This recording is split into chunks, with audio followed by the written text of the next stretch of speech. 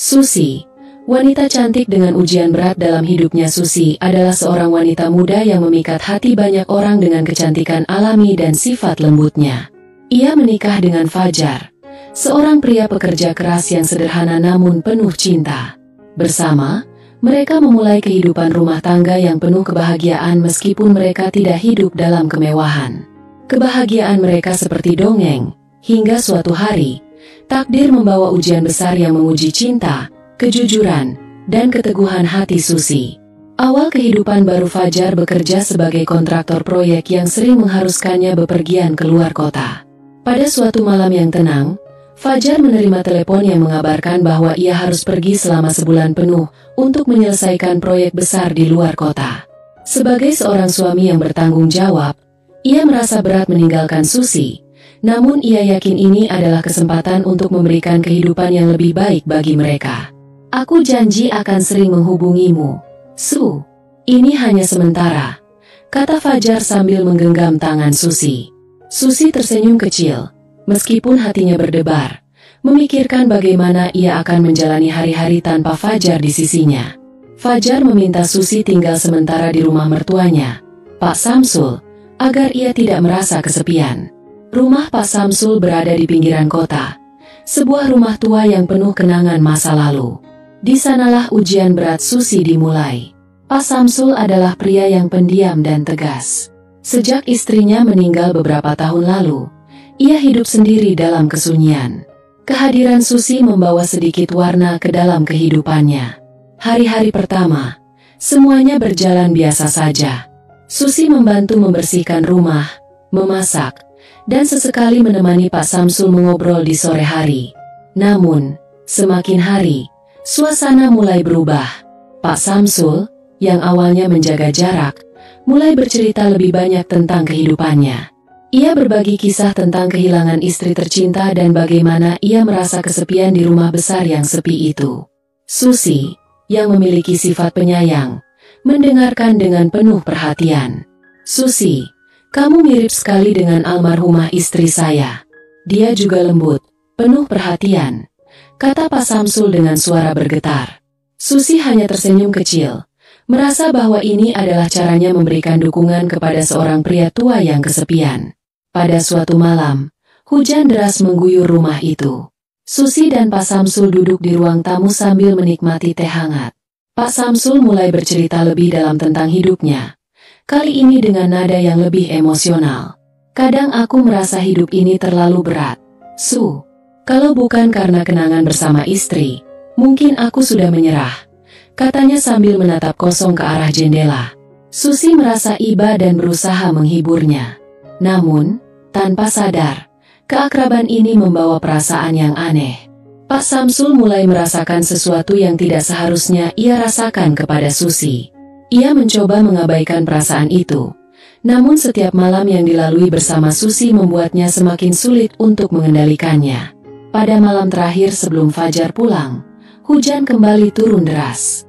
Pak Samsul terlihat gelisah.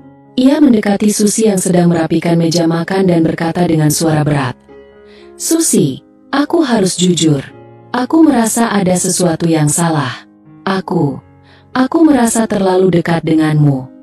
Susi terdiam. Air mata mulai menggenang di matanya. Ia tidak pernah membayangkan mendengar kata-kata seperti itu dari mertuanya sendiri. Hatinya hancur. Tapi ia tahu bahwa situasi ini tidak boleh menghancurkan keluarga yang telah ia bangun bersama Fajar. "Pak, saya hormati Bapak sebagai ayah. Saya mohon, mari kita jaga hubungan ini tetap baik. Saya akan tidur di kamar terpisah mulai malam ini," kata Susi dengan suara bergetar. Malam itu, Susi menangis dalam doa. Ia menuliskan surat panjang kepada Fajar, menceritakan segala yang terjadi dengan jujur. Dalam surat itu, ia menyampaikan bahwa ia tidak pernah berniat mengkhianati Fajar, dan bahwa ia melakukan semua yang ia bisa untuk menjaga kehormatan keluarganya. Ketika Fajar pulang keesokan harinya, ia membaca surat itu dengan hati yang berat. Air mata mengalir di pipinya. Ia tidak marah, tapi ia merasa sedih dan bersalah karena meninggalkan Susi dalam situasi yang sulit. "Susi, aku percaya padamu. Aku tahu kamu wanita yang kuat. Kita semua manusia, bisa hilaf. Yang penting, kita belajar dari semua ini dan menjaga cinta kita, kata Fajar sambil memeluk Susi erat. Fajar memutuskan untuk membawa Susi pindah ke rumah baru. Ia juga berbicara dengan Pak Samsul secara mendalam. Pak Samsul meminta maaf atas perasaannya yang tidak seharusnya, dan berjanji untuk memperbaiki diri, membangun kembali kehidupan yang tenang. Kehidupan Susi dan Fajar perlahan kembali normal setelah keputusan untuk pindah ke rumah baru. Rumah baru mereka sederhana, tapi cukup nyaman dan berada di lingkungan yang tenang. Susi merasa lega, meskipun kenangan akan apa yang terjadi di rumah Pak Samsul masih membayang di pikirannya.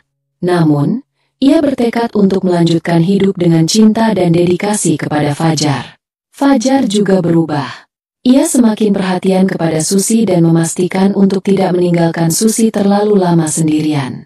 Ia bahkan mulai mempertimbangkan untuk mencari pekerjaan yang tidak mengharuskannya sering bepergian jauh. Keduanya bersepakat untuk saling terbuka dan mendukung, agar cinta mereka semakin kuat menghadapi tantangan apapun. Pak Samsul, di sisi lain, merasa sangat bersalah atas apa yang terjadi. Ia mulai aktif mencari cara untuk memperbaiki dirinya dan hubungannya dengan keluarga.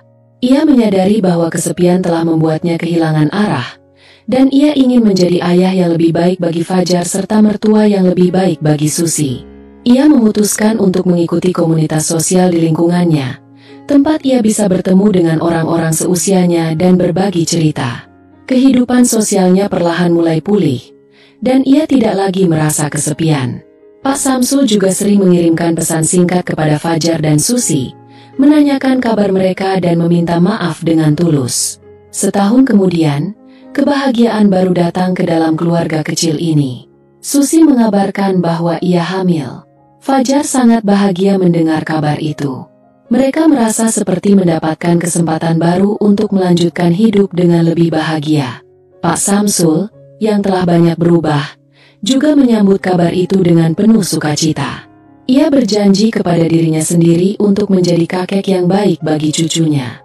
Ia sering datang berkunjung untuk membantu, tanpa mengganggu privasi keluarga Susi dan Fajar. Susi dan Fajar tidak hanya kembali membangun rumah tangga yang harmonis, tapi juga menjadikan ujian yang mereka alami sebagai pelajaran hidup. Mereka belajar tentang pentingnya komunikasi, saling percaya, dan menjaga hubungan dengan orang-orang terdekat. Ketika anak pertama mereka lahir, keluarga ini merayakan awal baru. Bayi itu diberi nama Nadia, yang berarti harapan. Kehadirannya menjadi simbol bahwa dari setiap cobaan yang berat, selalu ada harapan untuk kebahagiaan baru. Pak Samsul pun menjadi bagian dari kebahagiaan itu. Ia membantu merawat Nadia dan mendukung Fajar dan Susi tanpa melanggar batas. Hubungan mereka perlahan berubah menjadi hubungan keluarga yang lebih sehat, penuh rasa hormat dan kasih sayang. Kehidupan Susi dan Fajar perlahan kembali normal setelah keputusan untuk pindah ke rumah baru. Rumah baru mereka sederhana, tapi cukup nyaman dan berada di lingkungan yang tenang. Susi merasa lega, meskipun kenangan akan apa yang terjadi di rumah Pak Samsul masih membayang di pikirannya. Namun, ia bertekad untuk melanjutkan hidup dengan cinta dan dedikasi kepada Fajar. Fajar juga berubah. Ia semakin perhatian kepada Susi dan memastikan untuk tidak meninggalkan Susi terlalu lama sendirian. Ia bahkan mulai mempertimbangkan untuk mencari pekerjaan yang tidak mengharuskannya sering bepergian jauh. Keduanya bersepakat untuk saling terbuka dan mendukung, agar cinta mereka semakin kuat menghadapi tantangan apapun. Pak Samsul, di sisi lain, merasa sangat bersalah atas apa yang terjadi. Ia mulai aktif mencari cara untuk memperbaiki dirinya dan hubungannya dengan keluarga. Ia menyadari bahwa kesepian telah membuatnya kehilangan arah, dan ia ingin menjadi ayah yang lebih baik bagi Fajar serta mertua yang lebih baik bagi Susi. Ia memutuskan untuk mengikuti komunitas sosial di lingkungannya, tempat ia bisa bertemu dengan orang-orang seusianya dan berbagi cerita. Kehidupan sosialnya perlahan mulai pulih, dan ia tidak lagi merasa kesepian. Pak Samsul juga sering mengirimkan pesan singkat kepada Fajar dan Susi, menanyakan kabar mereka dan meminta maaf dengan tulus.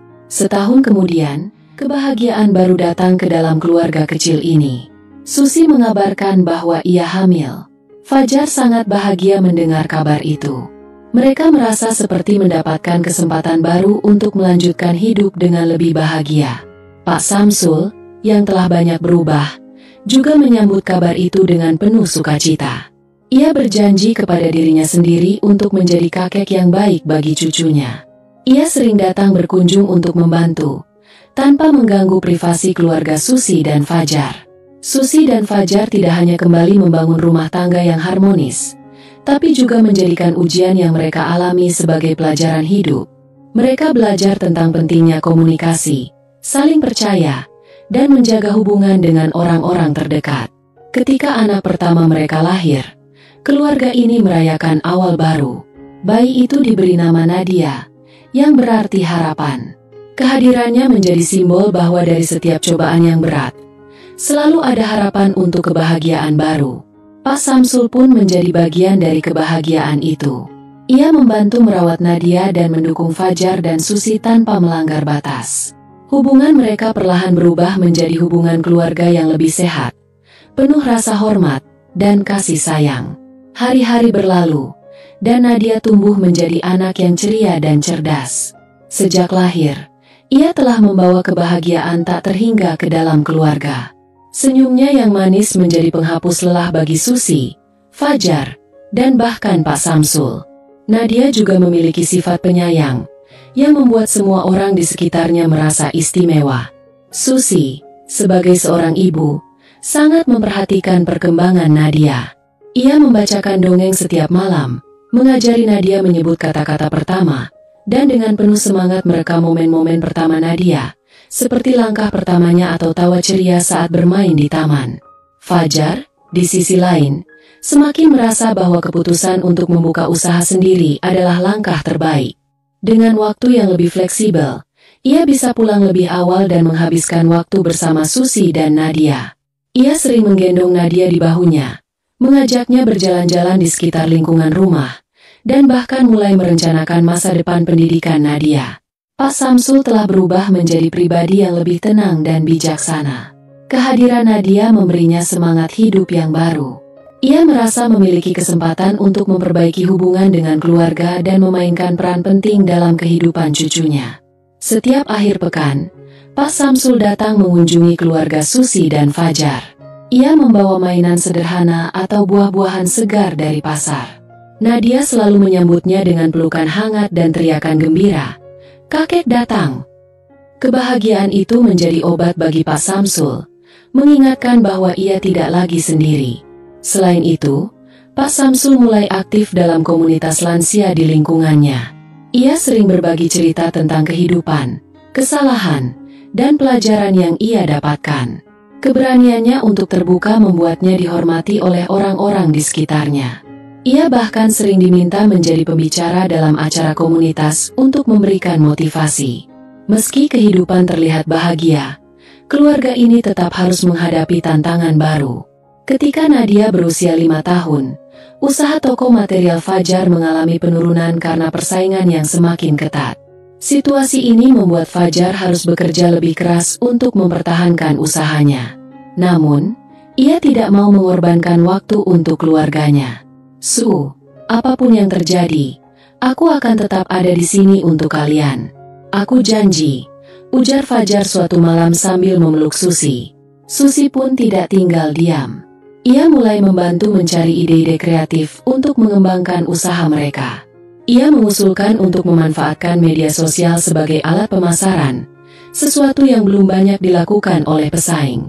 Dengan bimbingan dari teman-teman komunitasnya, Susi mulai belajar cara membuat konten menarik dan mempromosikan toko mereka secara online. Upaya itu membuahkan hasil. Pelanggan baru mulai datang, dan pendapatan toko mereka perlahan meningkat. Fajar merasa sangat bersyukur atas dukungan dan inisiatif Susi. Ketika Nadia memasuki usia sekolah, Fajar dan Susi memutuskan untuk memasukkannya ke sekolah dengan pendekatan pendidikan yang menekankan pada nilai-nilai moral, kreativitas, dan keberanian bertanya. Nadia berkembang dengan baik, menjadi anak yang selalu ingin tahu dan penuh semangat belajar. Di sekolah, Nadia menunjukkan bakat dalam seni dan musik. Ia sering menggambar dan menyanyi di rumah, menghibur keluarganya dengan karya-karyanya yang sederhana namun penuh makna. Pak Samsul, yang dulu jarang menunjukkan emosinya, kini tak henti-hentinya memuji cucunya. Ia bahkan memasang semua gambar Nadia di dinding ruang tamu rumahnya. Pada suatu hari, ketika Nadia berusia 8 tahun, Fajar mendapatkan tawaran kerjasama besar dari sebuah perusahaan konstruksi yang tertarik dengan usaha toko materialnya. Tawaran ini bisa membuka peluang besar bagi keluarganya, tetapi juga memerlukan investasi yang cukup besar. Fajar merasa bimbang, tetapi setelah berdiskusi panjang dengan Susi, ia memutuskan untuk mengambil risiko itu. Mereka bekerja keras bersama-sama, dan dengan dukungan dari komunitas serta keluarga, kerjasama itu berhasil. Toko mereka tidak hanya berkembang menjadi lebih besar, tetapi juga menjadi salah satu penyedia material terpercaya di kota mereka. Kesuksesan ini membawa kehidupan yang lebih stabil bagi keluarga.